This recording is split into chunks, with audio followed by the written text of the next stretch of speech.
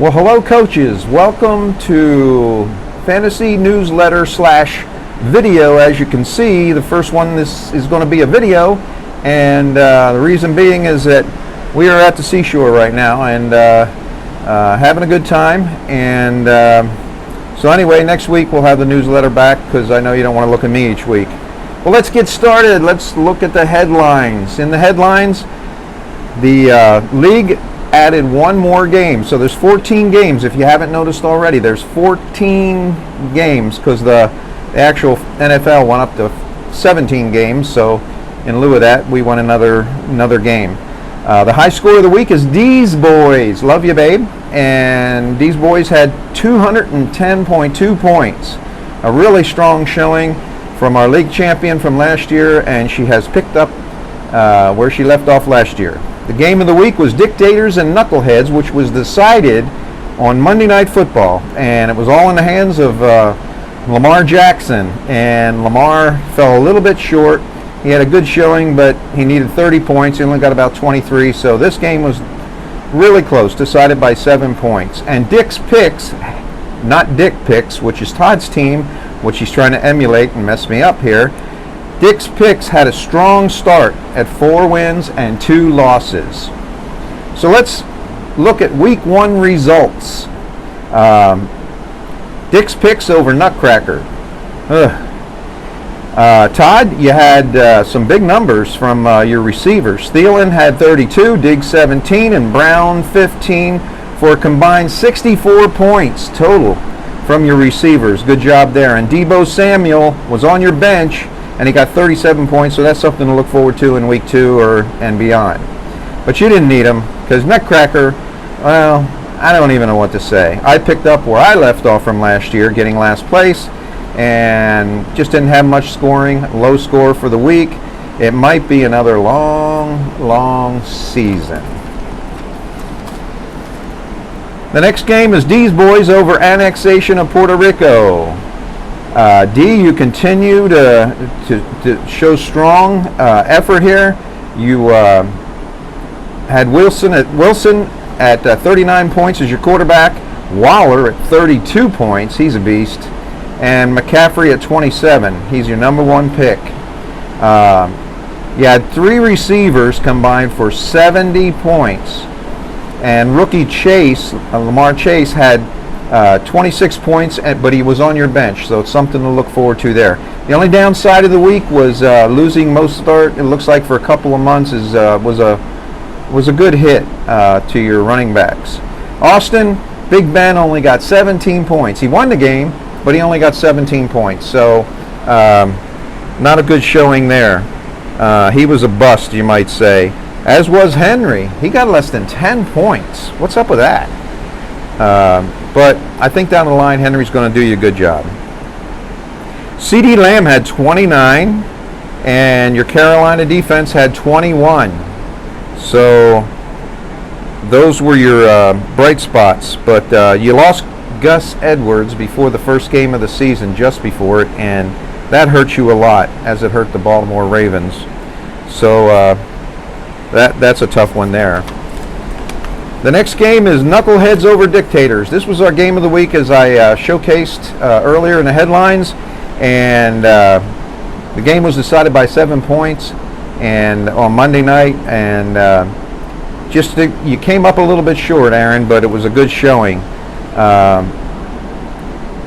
Brian Stafford looked strong. He had 39 points. Kamara and Sanders combined for 32 points.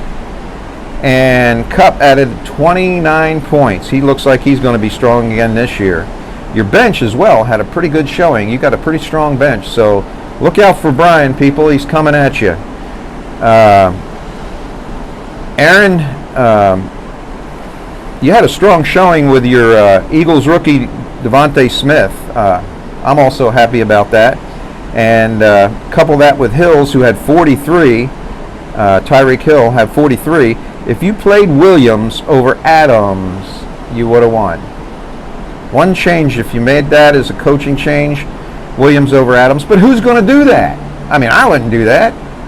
Adams just had a bad week, as Aaron Jones did for the Green Bay Packers, and so Nobody would do that. So not a bad coaching job there. G-Man over Massacres. Jerry, solid performance. Murray looked great with 48 points, and Hawkinson, he's a beast for Detroit. He's their number one receiver, it seems like. He gave you 27, but as I said earlier, Aaron Jones for the Packers fizzled with 3 points. But no worry, he's going to come back. This was an anomaly, and it ain't going to happen again, so he'll be back. Phil, you had Chubb and Hunt. I wondered about the combined same team type running back thing, and it combined for 38 points, so I guess your theory of two backs on the same team worked out for you. Allen had 24 points, but it was in a losing cause. Jerry, you're off to a good start, buddy. Off to a good start. Tennessean over Avengers. Jamie had 183 points, second highest in for week 1. So good job there. Mahomes had 46, and your running backs, however, only got 23.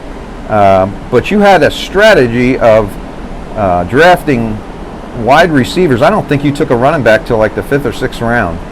And it seems to be paying off because they combined, the 3 receivers combined for 86 points. Way to go, Jamie. So we're seeing some really different strategies this year. Ruth, not a bad start.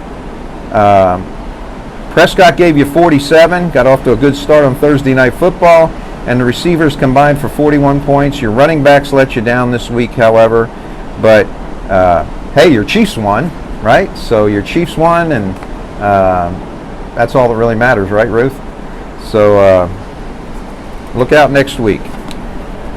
Oracle over Mac Attack. Eric, you got the win even with Rodgers getting 7 points. When's the last time Rodgers, without being hurt, got 7 points?